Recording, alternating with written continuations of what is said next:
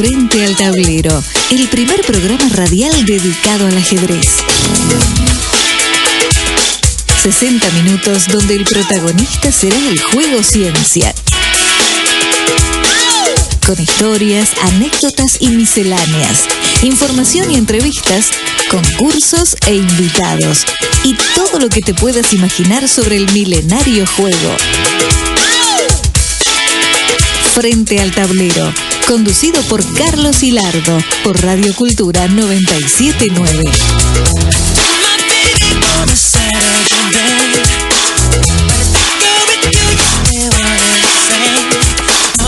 Auspician Frente al Tablero Queen International, OSPAT, la obra social del personal de la actividad del Turf, Club Argentino, la entidad decana del ajedrez argentino, Club Obras, Ajedrez Azerbaiyán, Restaurant Dobar Tech en San Telmo, Termipol Sociedad Anónima y Rival, juegos para la familia. Hola, ¿qué tal amigos? Muy buenas noches, qué gusto saludarlos. Hoy viernes 6 de julio a las 20:06 nos ponemos en marcha en Frente al Tablero, el primer programa radial dedicado al ajedrez educativo que se transmite por Radio Cultura, la 97.9. Hola Andrés, hola Alfredo. ¿Cómo te va, Carlitos? Cara de chau mundial tienen hoy, ¿eh? Sí, pensábamos que íbamos a estar festejando cuando hacíamos el viernes pasado el programa, decíamos, Claro. bueno, el sábado estamos jugando a las 11, el viernes a las 11 de la mañana, Pero no, Claro, no fue. claro, pero y se bueno, terminó. está muy Y rápido quedaron todo. fuera todos los sudamericanos. Sí. Hoy quedó afuera ya Uruguay, Brasil. Así que bueno, ¿qué va a hacer? ¿Seguiremos con el ajedrez? sí, el ajedrez educativo. Esto nos gusta el ajedrez y hacemos esta apuesta por el ajedrez educativo porque el ajedrez nos ayuda a pensar. Nos gusta que el juego ingrese al aula como un método transversal de enseñanza, que el docente se valga del ajedrez para enseñar ciencias y también para transmitir valores, porque con el ajedrez educativo los chicos no compiten, sino que conviven. Y por lo tanto lo importante en estos casos es el aprendizaje y no la premiación. Esta es nuestra segunda temporada, estamos por Radio Cultura los viernes de 20 a 21, también nos puede seguir a través de internet www.fmradiocultura.com.ar o bajar la aplicación gratuita desde el celular. ¿Quiénes son los que hacen posible semanalmente Frente al Tablero? Graciela Mantegui y Carlos Sosa en la producción, Nicolás Novo en la musicalización, Juan Carlos Ríos en el control de la radio, y aquí juego las partidas con dos amigos, con Alfredo Tabacman y Andrés Prestileo. Dos cositas para arrancar el programa. Agradecer por un lado a Diario Popular. Fueron muy generosos con una nota muy grande que nos hicieron esta semana, 2 columnas, con foto, título a 2. Bueno, bárbaro. Frente al Tablero mueve las fichas de otro modo. Bueno, podían haber buscado otras palabras, pero no, muy bueno. Muchas gracias a Claudio Pita, que fue un compañero del Círculo de Periodistas, y bueno, obviamente a la sección de espectáculo del suplemento Pop.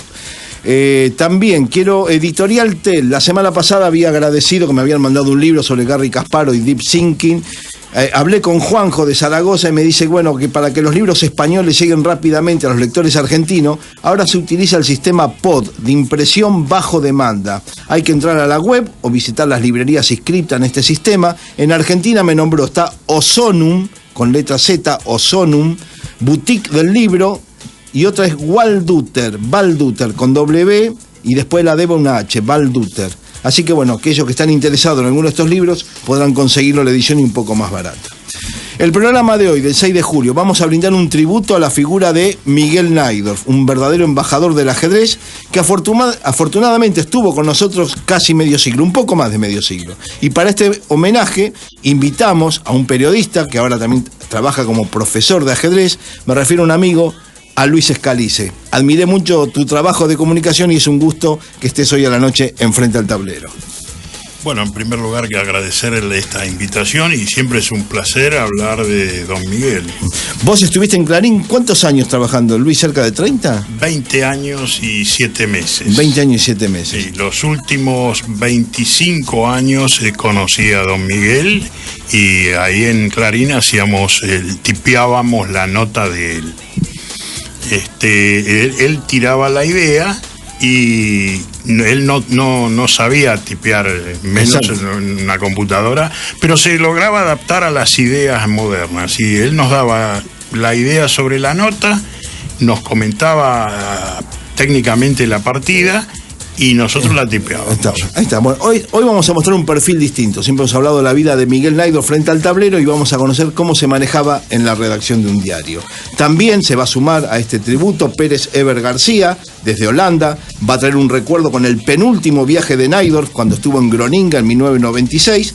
Y otro periodista que trabajó en Clarín, Marcelo Mahler, pero que pidió hoy licencia porque su hijo Tommy tiene que jugar al fútbol, nos va a contar de qué manera se despidió emotivamente del viejo en 1997, días antes de que partiera hacia Europa. Ahora sí, entonces, nos sentamos frente al tablero, te recordamos, papá y mamá, que si el chico juega solamente al ajedrez, no va a aprobar el examen de matemáticas, pero si aprende matemáticas jugando al ajedrez, ese conocimiento quedará fijo. De esta manera nos ponemos en marcha con este tema. ¿Quiere comer sano, bajar su colesterol, la diabetes y la hipertensión? Queen International tiene la solución. Reemplace sus cacerolas de aluminio o teflón por recipientes fabricados en acero quirúrgico. Infórmese en www.queeninternational.com.ar. De lunes a viernes de 9 a 17. Telefónicamente al 4392-2468 o al 155007-2260. El Club Argentino de Ajedrez, la entidad centenaria del ajedrez argentino, te espera en su escuelita formadora de valores para niños y adultos. Estimula tu memoria, concentración y autoestima. Aprende a planificar y a decidir. Hacete socio del Club Argentino, Paraguay 1858. Informes por teléfono llamando al 4811-9412 o 4151. OSPAT, la obra social del personal de la actividad del TURF, también quiere estar presente junto al ajedrez con otra apuesta saludable para sus afiliados. El ajedrez y OSPAT, una gran jugada.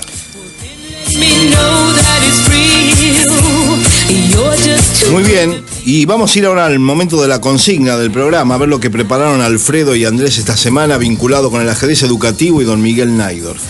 Hoy vamos a jugar, primero le contamos a los oyentes, por un juego de ajedrez gentileza de Ruibal. Hoy nuestra consigna está relacionada con el ajedrez educativo, con la vida de Miguel Naidorf y la historia argentina. Como se sabe, don Miguel Naidorf llegó a la Argentina en 1939 para jugar el Torneo de las Naciones, más tarde llamado Olimpiada de Ajedrez, y permaneció en el país hasta 1997, año de su muerte. Hoy, nuestros oyentes deberán decirnos cuántos presidentes democráticos tuvo la Argentina en esos 58 años, es decir, entre 1939 y 1997. Una sola ayudita, en el caso de Juan Domingo Perón, el general Perón, que tuvo 3 mandatos, hay que contarlo solo uno, no contemos 3, o sea, ¿cuántos presidentes fueron? Esa es un poco la ayuda que damos para poder delinear. Y democráticos. Presidentes argentinos democráticos entre 1939 y 1997. Muy bien, y si no sabe la respuesta, igual puede participar dando un me gusta y un compartir en la página de Facebook, @Diarios de Ajedrez. Nuestras vías de comunicación por WhatsApp 11 55 77 11 92, por teléfono 4819 9494 o 9495, por Twitter @ajedrezcaiches y por Facebook @Diarios de Ajedrez. Plantea la pregunta, dijimos cuál es el premio, a llamar o escribir, y minutos antes de las 9 sabremos quién es el ganador de este juego de ajedrez gentileza de Ruibal. La mejor jugada está en Radio Cultura 979, Frente al Tablero, el programa que te enseña por qué el ajedrez es fácil y divertido.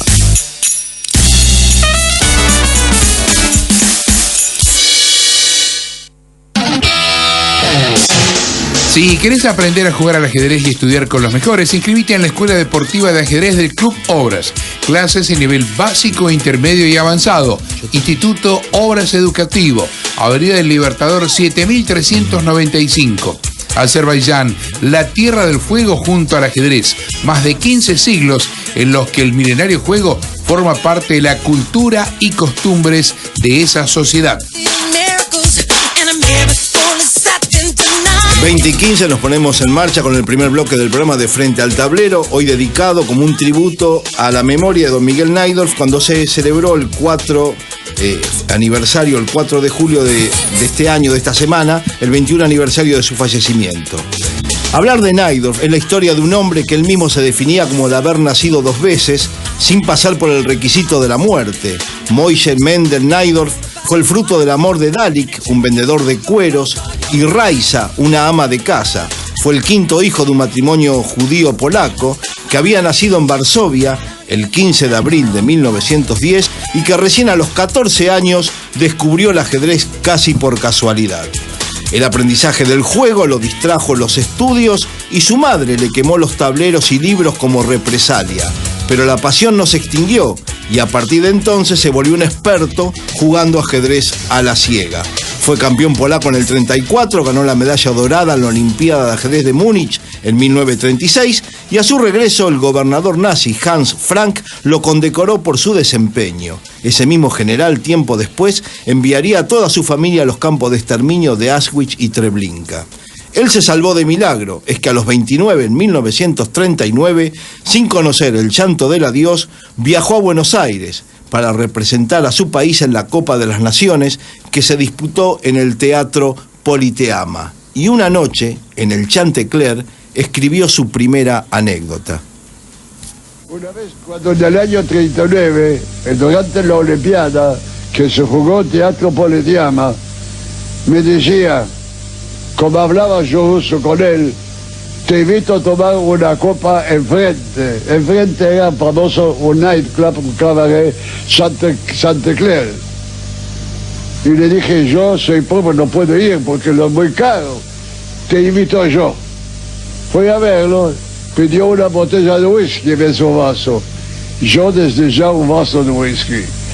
Y hablando de ajedrez, me hablaba muy bien de Capablanca, que Capablanca era verdaderamente, calculo, desde ya el mejor, uno de los mejores campeones del mundo de todos los tiempos. Yo le dije, doctor, usted sabe, hemos jugado los otros 3 veces. Empatamos 2 y yo gané 1. En una palabra, tengo un score favorable 2-1. Piensa, ya después de una botella de whisky, y me dice, maestro, usted miente, no dice la verdad. Hemos jugado 2 veces. Jugamos en Varsovia 35 y jugamos en Poděbrad y Checoslovaquia. Y ambas terminaron en el empate. Digo, no, yo le gané 1 más. ¿Cómo me ganó? ¿Y a dónde me ganó? En el año, digo, 28, usted jugó una simultánea, 20 partidas a ciegas, 20 partidas viendo y 2 a ciegas. Y una de las 2 a ciegas usted perdió. Y esto he sido yo. Tenía en aquel momento 18 años. Piensa, y me dice, usted me sacrificó una torre, 7 torres. Seguro, era usted, tiene razón. La anécdota, la historia que refrescaba con la voz del viejo Najdorf cuando estuvo sentado con el ex campeón mundial Alexander Alekhine en el Chantecler. Pero el espanto y el horror desatado en Europa en aquellos tiempos con el comienzo de la Segunda Guerra Mundial lo obligó a buscar un refugio. Fue entonces cuando encontró el verdadero motivo para quedarse en la Argentina. En el año 39, cuando llego al país, me encuentro con un polaco y le pregunté, ¿y cómo te va a ti en este país? ¿Qué haces? Y me contesta, ganándome el puchero. Yo no sabía lo que era puchero. Entonces, explícame vos el idioma que yo entiendo. Digo, ¿tú no sabes? El puchero es una mezcla de carne, ¿viste con lo que es puchero? Y en aquel momento el puchero costaba 2 pesos. No como hoy, que es una fortuna. Y cuando vuelvo al hotel pienso, y me dijo, ¿cómo dijo? Ganándome el puchero. En Polonia yo pregunto a un polaco, ¿y cómo te va? Y el criollo me contesta, y el polaco me contesta, ganándome el pan. Y el criollo me dice ganando el puchero. Entonces digo, entonces el criollo pretende ganar algo más que el pan. Es la idiosincrasia de saber, en este país yo me quedo, donde gana el puchero, no el pan. Y eso es una de las causas que en aquel momento, una frase que decide el destino de mi vida. Una frase. Una frase, el puchero es más que el pan y por eso me quedo. Y se quedó, se casó con una entrerriana, tuvo 2 hijas, Mirta y Liliana, vinieron 5 nietos. Después llegaron 3 subcampeonatos olímpicos en Yugoslavia, Finlandia y Holanda. Ganó 8 veces el campeonato argentino y se trató de la figura más importante del historial nuestro, junto a otro como Oscar Pano. Su logro en el tablero atrajo la atención de la prensa y el público. Es que en los años 60, 70 y 80, la Argentina y sobre todo Buenos Aires fueron anfitriones de grandes certámenes y de grandes figuras. Fue en ese momento cuando Najdorf llegó a la redacción del diario Clarín. Y ahora con Luis Scalise queremos saber qué sucedía cuando el viejo estaba ahí en la redacción. ¿Cómo fue trabajar con el viejo? Bueno, el viejo era una locomotora. Había que trabajar rápido y bien porque si no... era muy drástico con sus medidas.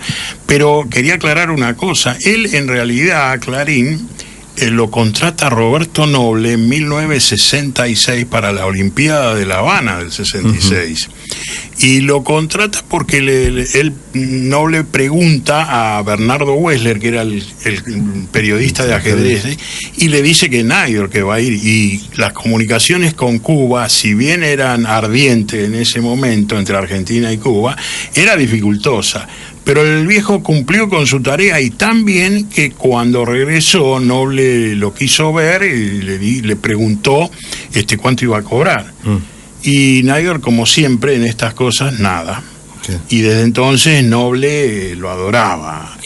Y cuando viene la década del 70, 1970 y 71, con el torneo magistral del 70 y el match Fischer-Petrosian, otra vez ahí empieza la columna de Don Miguel los días sábados, pero durante los torneos continuamente, todo el día, era diariamente. Él cuando venía al diario, debido a su memoria prodigiosa, recorría todas las secciones, ¿no? Información general, policial, economía. Entonces iba y decían policiales, que donde veía el Turco Esdrech o a Petkov, le decía, así que fulano mató a Mengano.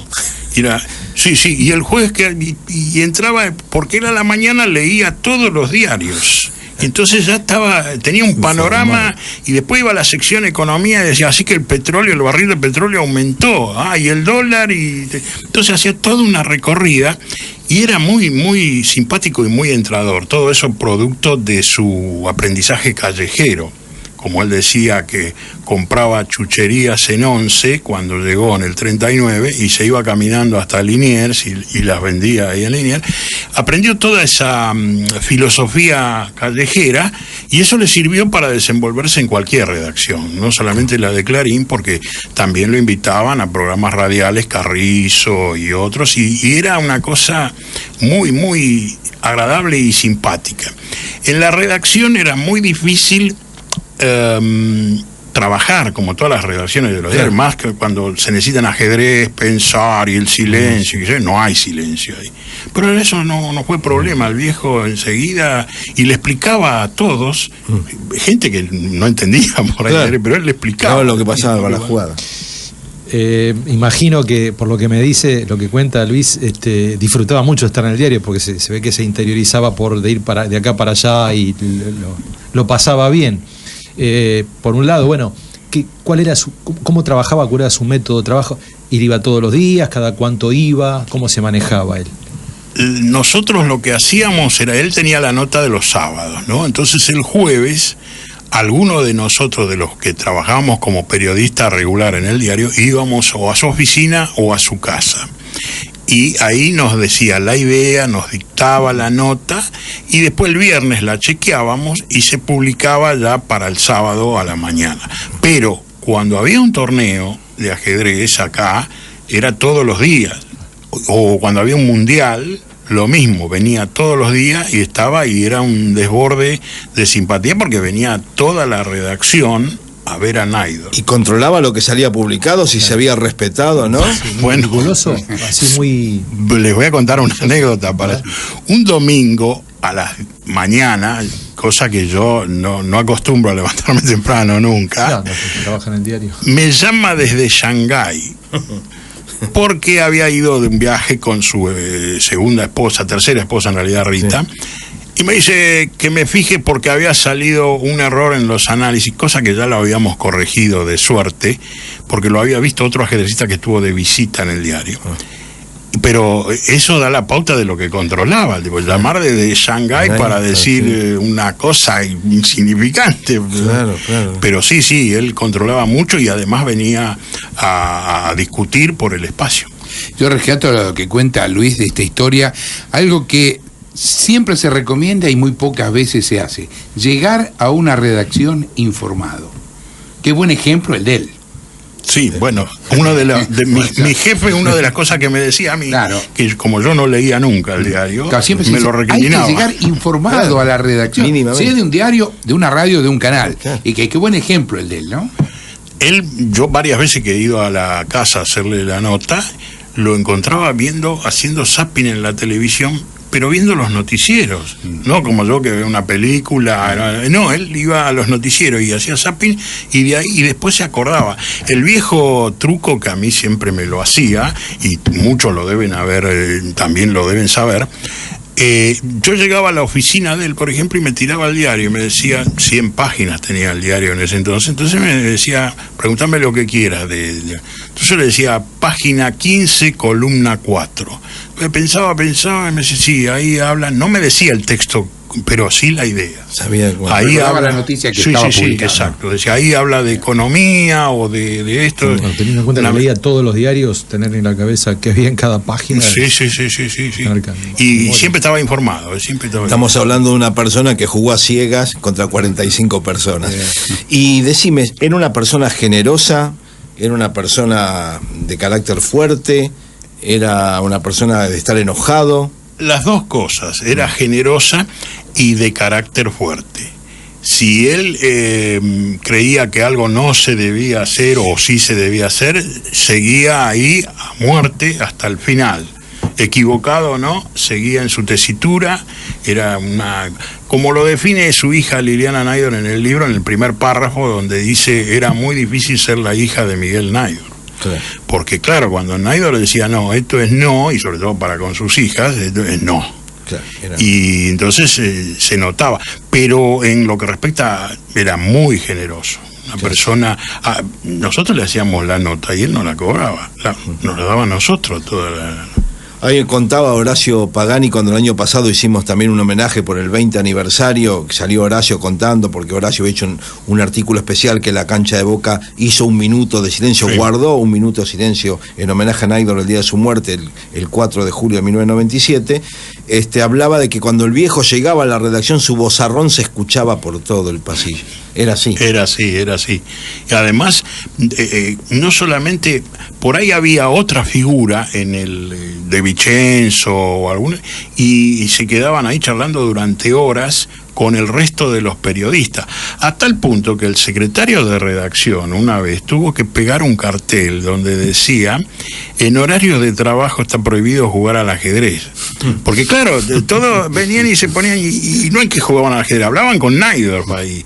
Y entonces él puso ese cartel, Marco Citrinblum, y después con el tiempo se fue dejando eso, pero era una locomotora, un tipo que desbordaba en simpatía. Y después otra cosa, acá vos hablabas del ajedrez educativo.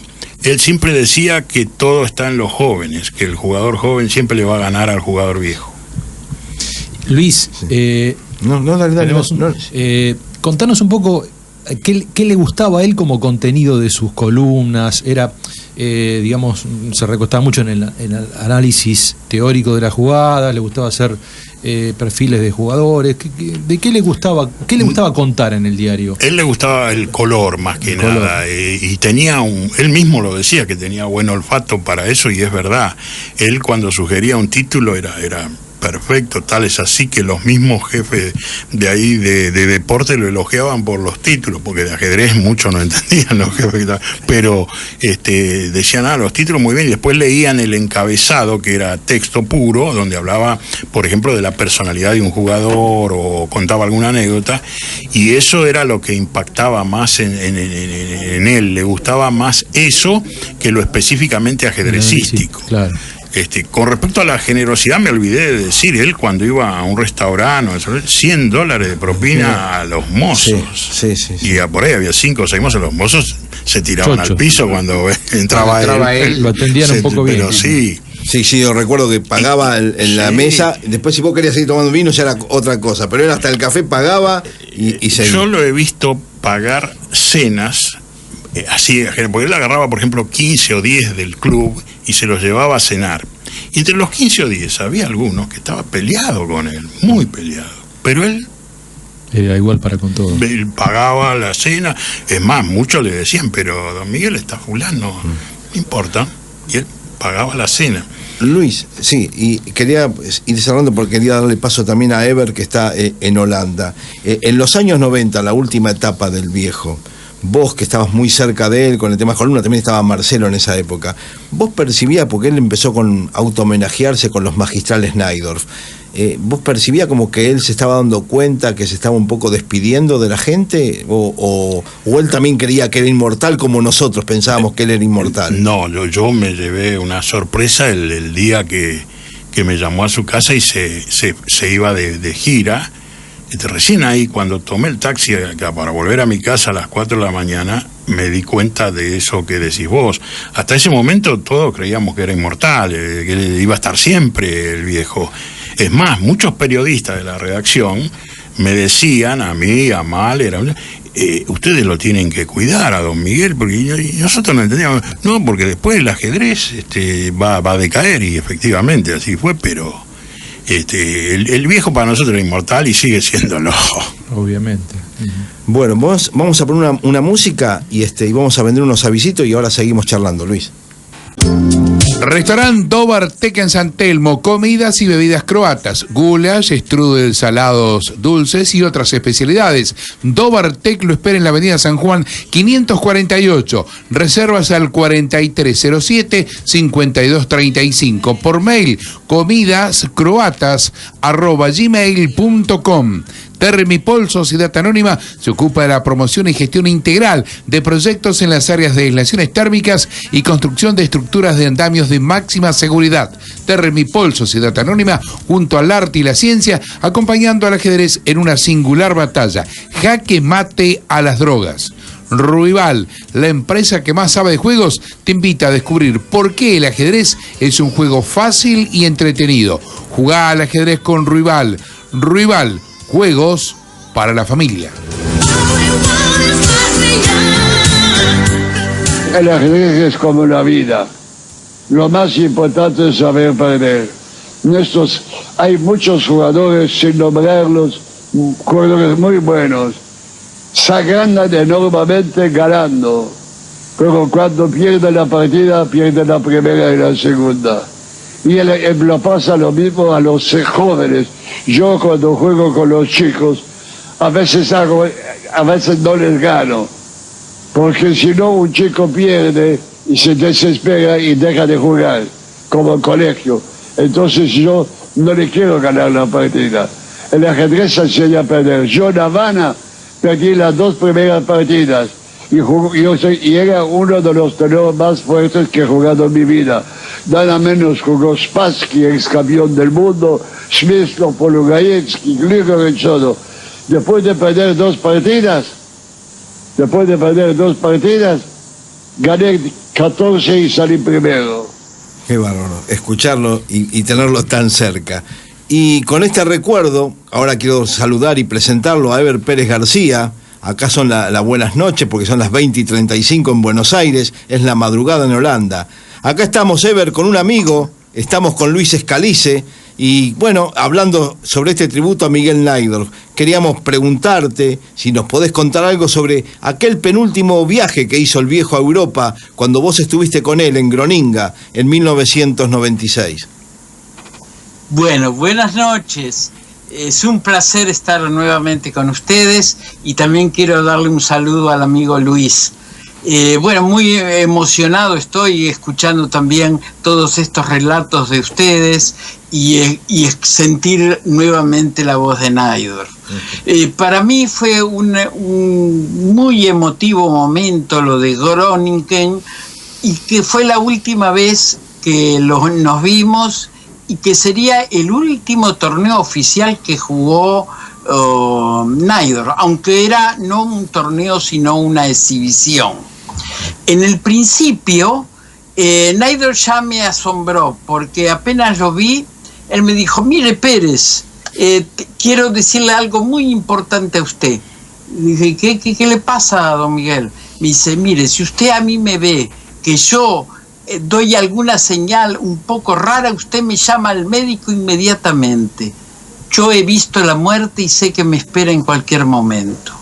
Bueno, me quedé frío, pero al verlo a él en acción, no podía creer, creía que estaba exagerando, porque como ustedes dicen, lleno de vitalidad, que uno llegaba a tener la sensación de que era un hombre inmortal. Naidorf era en eso algo fabuloso. Otra de las... bueno, me contó muchas anécdotas porque hicimos el viaje juntos después de Groningen hacia el hotel donde él iba a tomar un viaje hacia Israel y continuaba esa gira que estaba haciendo en esos momentos. Me contó muchas cosas y entre ellas que me volvió a decir que él iba a morir, pero iba a morir no en la cama. Claro. Iba a morir jugando al ajedrez o haciendo algo, pero que nadie lo iba a ver, que él postrado en una cama o recibiendo ya la tristeza de la familia, en fin, nada de eso. Bueno. Y lo cumplió. Exactamente. No se lo permitía a él que podía hacer de esta manera. Ever, te queremos saludar y agradecerte, traernos este recuerdo. Luis también te manda un saludo. Un saludo, querido Ever. Muchas gracias, Luis, muchas gracias. Gran saludo mío.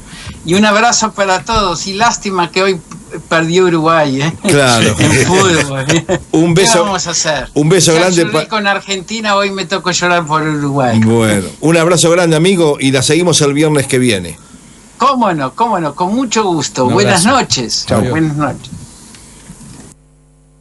De 9, estamos escuchando Frente al Tablero. El primer programa radial dedicado al juego ciencia. 60 minutos con historias, información y entrevistas en el que el protagonista es el juego de ajedrez.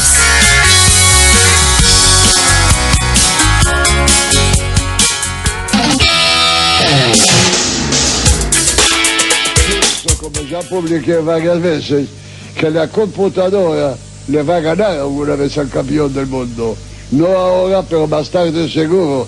Y vamos a tener 2 torneos. Humanos, hombres contra hombres y máquinas contra máquinas. ¿Por qué? Nosotros tenemos desventaja. La computadora no tiene máquina, no tiene, problemas personales, no se pone nerviosa, tiene tiempo suficiente.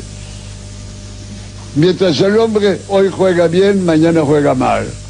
Escuchamos al viejo Naidorf, siempre un avanzado. Y damos así el comienzo al tercer bloque del programa, son las 20:40. Vamos a conversar con Marcelo Mahler, que fue periodista de Clarín durante más de 20 años, ahora sigue vinculado al periodismo. Y Marcelo, te cuento que, mientras te doy las buenas noches, que aquí un viejo colega tuyo, el Pulpo Scalise, está acompañándonos en este tributo a Miguel Naidorf. Queríamos preguntarte y saludarte, cuando vos arrancaste en la redacción de Clarín, eras muy joven, en los años 90, ¿cómo fue tu encuentro con el viejo? Buenas noches, Marcelo. Hola, Carlos, un saludo grande al amigo Luis y a la mesa, Andrés, que nos hemos conocido hace algunos años. Sí, señor. Bueno, para mí realmente fue una gran experiencia, primero porque yo tenía 24 años y estaba en, uno de los diarios más grandes del país. Yo estaba enseñando ajedrez a chicos aquí en la capital federal, arbitraba algunos torneos y ya me había recibido de periodista. Entonces, ingresar a Clarín y escribir de ajedrez para mí era fabuloso, lo hacía con mucha pasión porque me gustaban las dos cosas, y el día que ingresé fue el 15 de abril de 1994, el cumpleaños del viejo, y se estaba desarrollando su magistral. Así que bueno, realmente fue una gran experiencia para mí, fue muy generoso Luis, porque me permitió escribir las notas del viejo, él ya lo comentó antes, cómo era el procedimiento. Y bueno, yo tenía un poquito más de edad que algún nieto del viejo, así que él me trataba muy bien. Y para mí era toda una experiencia, porque bueno, iba a la casa, el viejo tenía una personalidad avasallante, era un gran personaje. Creo que con el paso del tiempo, después nos fuimos dando cuenta todos, yo especialmente, porque bueno, era como si Messi te invitara a jugar, a patear unos tiritos ahí en Barcelona, te invitara a comer y te contara anécdotas. Bueno, el viejo jugaba conmigo, verdaderamente jugaba conmigo, sí, ¿no? sí. Pero bueno, una gran cantidad de anécdotas y vivencias. Marcelo, en 1997 el viejo era astuto y zorro también en la vida, como frente al tablero aún. Sí, claro. Y bueno, él fue muy astuto en este sentido porque tuvo la atención de saludar y despedirse de muchas personas. Recién Luis comentaba lo que a él le pasaba cuando tomó el taxi de regreso hacia su casa después de estar la última noche aquí en Buenos Aires con el viejo. Y a vos, particularmente, porque sé que alguna vez lo escribiste sobre este tema, sí. ¿Qué te pasó en la despedida del viejo? ¿Cómo fue? Bueno, nosotros íbamos a escribir, primero Luis, después yo, íbamos a escribir a la casa muchas veces la nota. Él no quería hacerlo tanto por teléfono, entonces, bueno, varias veces yo fui a la casa, pasó en esta ocasión, yo habré ido tipo 6, hicimos la nota, me dijo, bueno, quédate a comer, qué sé yo le decía, bueno, pero mire que me voy temprano, comimos, creo que había un partido de fútbol incluso, me acuerdo que estaba con bata, ¿no? Y ya se había hecho como las 10:30, y yo ya me quería ir, tenía ganas de irme, y bueno, era previo a su viaje a Europa, y me dijo, bueno, dame un abrazo que no nos vamos a ver más. Y bueno, yo entendí lo que quiso decir el viejo, yo me quedé frío, porque imagínate que alguien te diga eso, ¿no? Le digo, no, Miguel, ¿cómo me dice eso? Yo le di un abrazo igual, pero nos vamos a ver seguramente. Y bueno, cuando cerró la puerta, yo entendí el mensaje y fue tremendo, ¿no? Sobre todo después cuando nos enteramos aquí que se había enfermado y que bueno, ya no tenía retorno, ¿no? Así que bueno, fue al menos una despedida. Y evidentemente estos genios, porque el viejo era un genio, tenía un instinto que no poseemos los demás humanos, y comprendía bien que él se iba, en ese viaje iba a morir a esa tierra que no era suya, pero era Europa, ¿no? Claro. Imagino que él lo tenía bien claro. Tremendo testimonio, Marcelo. También hoy hablaba a la tarde con Alejo de Dovitis y me contaba que el 22 de junio del 97 el viejo pasó por la semifinal del campeonato argentino que se jugaba en la casa de Santiago del Estero, en Sarmiento y Florida, y que también, dice, él vio mi partida que yo estaba jugando en ese momento y bueno, sin saberlo nos estábamos despidiendo. Así que Marcelo, te agradecemos que hayas participado en Frente al Tablero. Espero que Tommy cambie. Que te quieras una pregunta. Sí, Andrés. No, mandarte un saludo, Marcelo. Andrés te habla. ¿Cómo te va? Escucharte. ¿Cómo estás? Tanto tiempo, de veras. Bien, por suerte. Bueno, acá el equipo le pide a Tommy que cambie de días para jugar al fútbol, así podés venir un viernes. Y Luis te quiere decir algo. Sí, acá Carlos me dice que te cambies de equipo de fútbol, que seas de Boca. Sabemos que es imposible. Un saludo, Marce. Un abrazo, Pulpo, que bueno. sigas bien, ¿eh? Un abrazo grande, Marcelo, que sigas muy bien. Gracias por participar. Gracias. Chao, gracias, chao. El ajedrez te ayuda a pensar. Frente al Tablero, un programa para descubrir al milenario juego de manera amena y atrayente.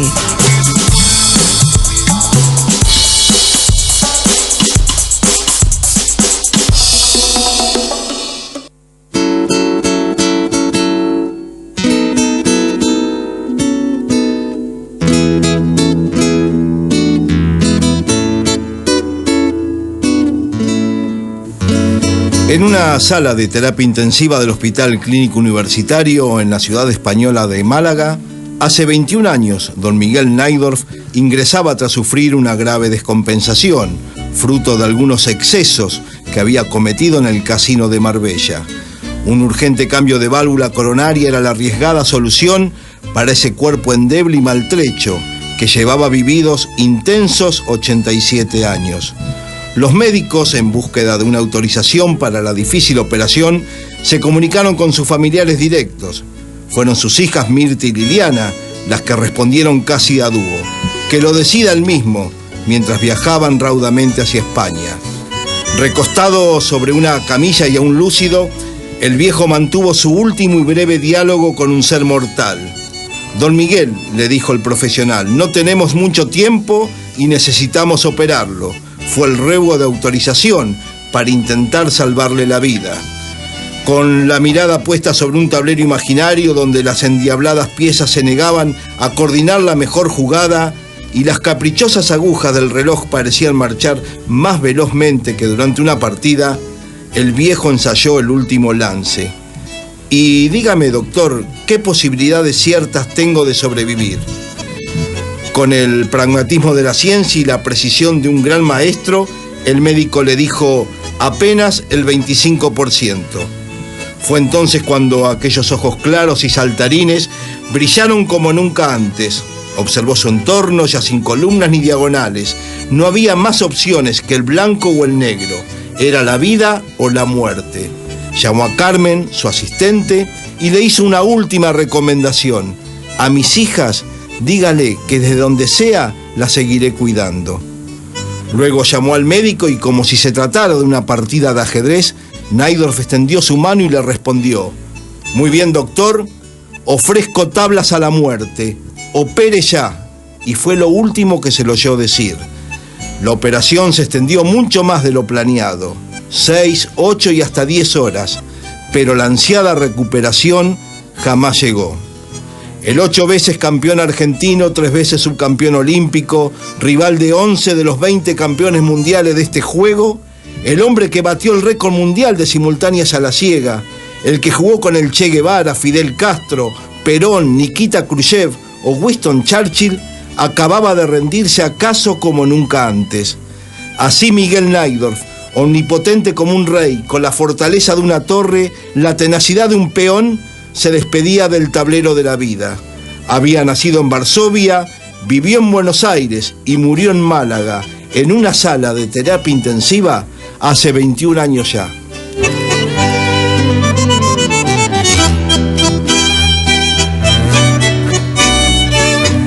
Y esta era la forma de despedirme del viejo, que obviamente se lo extraña, como todo lo que estamos en el mundo del ajedrez. ¿Y vos, Luis, también lo extrañás? ¿También lo recordás? Claro que sí. Hice una nota donde el título era Viejo, ¿qué hago ahora? Porque para mí, dentro del ajedrez, fue como mi padre, una guía, y en el 1997 perdí esa guía. Pero para mí va mucho más allá del ajedrez, el viejo, porque todo lo que aprendió en la calle, de alguna manera se lo enseñaba al que estaba al lado de él, ¿no? Son cosas, como decís vos, del ajedrez educativo, es la vida misma. Claro. Para estos hombres, el ajedrez es... Y él hubiera sido un triunfador en cualquier otro rubro. Claro, tremendo. Y en la redacción, obviamente, que el día que murió el viejo fue todo un revuelo. Tremendo. Me llamaba el secretario general de redacción en ese entonces, Roberto Guareschi, decía, murió el padre del ajedrez argentino. Claro. Y sí, yo le decía, pero nació en Polonia, sí, pero decidió vivir acá. Y así salió el título en tapa del diario Clarín. Exactamente, muy bien. Si te gusta el ajedrez, prendete a Radio Cultura 97.9. Frente al tablero, junto a Carlos Hilardo, te contamos grandes historias.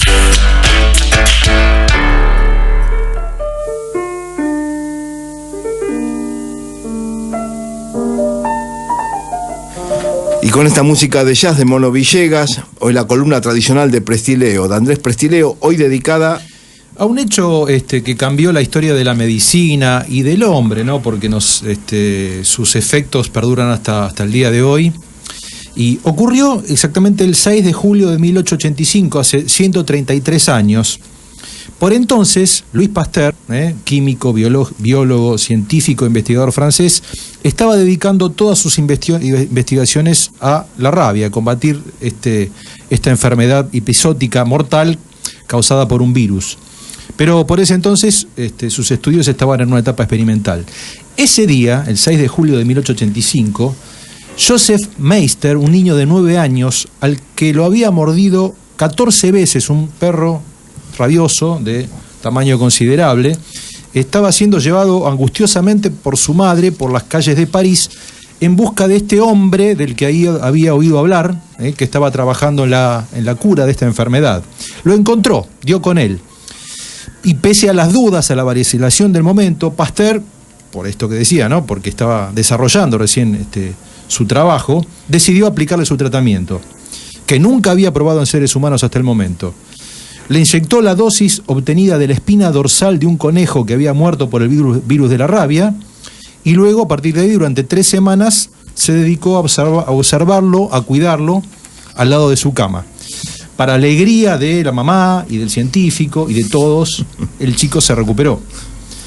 Y se convirtió así en el primer ser humano en ser tratado con éxito de la rabia, con una vacuna que después pasó a ser reconocido oficialmente y que transformó a Pasteur en uno de los grandes benefactores de la humanidad. Pero la historia de Meissner no terminó ahí. Años después se convirtió en conserje del Instituto Pasteur en París, donde pasaba el tiempo contando a los visitantes los detalles de aquella anécdota, ¿no es cierto? Y eso hizo hasta su muerte en 1940, a los 64 años. Muerte que aconteció por suicidio, se quitó la vida durante la ocupación alemana de París, lo cual originó una versión infundada, errónea, de los motivos reales por los que este hombre se suicidó. Decían que la Wehrmacht, el ejército nazi, quería entrar a la cripta de Pasteur y él no logró impedirlo. En realidad se suicidó porque por el desaliento que le produjo la propia invasión alemana en ese momento. Pero así se cerró un círculo curiosísimo que marcó, como decíamos, la historia de la salud de la humanidad hasta nuestros días. Hace hoy exactamente 133 años. El ajedrez te ayuda a pensar. Frente al tablero, un programa para descubrir al milenario juego de manera amena y atrayente.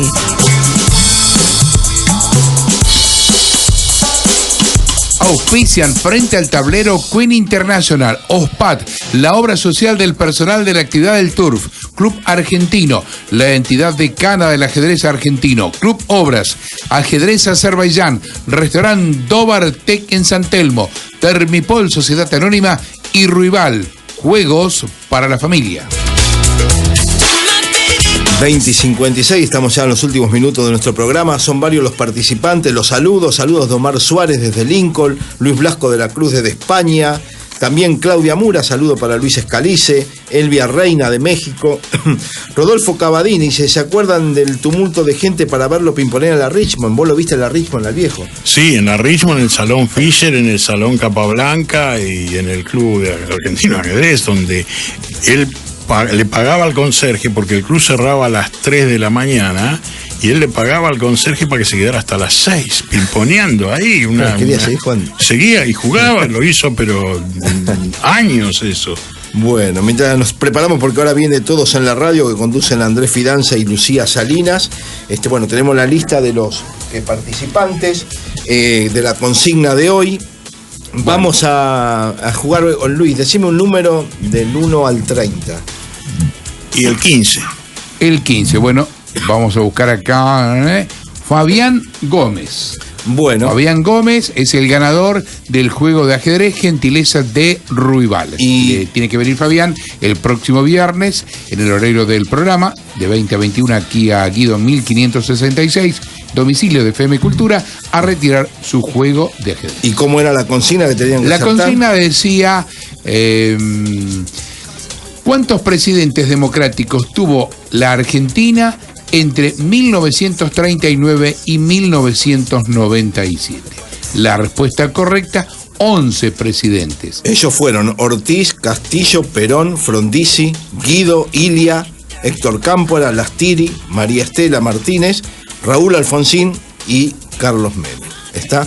Antes de despedirte, Luis, te agradezco este gesto. Scalise es autor de 2 libros de ajedrez: El fascinante mundo del gambito letón y Modernos triunfos del ajedrez argentino. Así que bueno, por acá lo transmitimos, te agradezco esta atención y obviamente que lo vamos a seguir mencionando en otros programas también.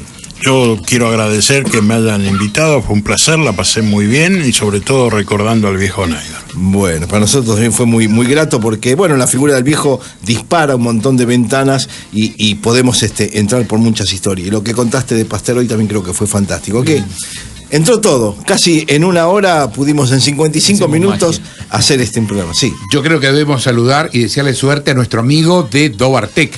Claro, mañana. Claro, el hombre que es con Croacia. Y nos hicieron 3 goles. Va a estar lleno, de Dobartec. Mañana, ahí en San Juan, la dirección exacta, San Juan 548, va a estar lleno, ¿no? Va a estar ahí. Si llega a la final Croacia, no te quiero. Sí. Daniel Llorio y Adriana Rusendik. El día que nos ganaron 3-0 me mandó un saludito así diciéndome, bueno, viste, 3-0. Como ya no se quedan equipos de Sudamérica, bueno, vamos con Croacia.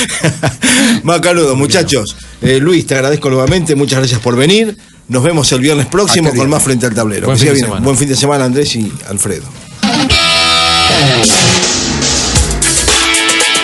Este es el final de la partida. La seguimos en 7 días.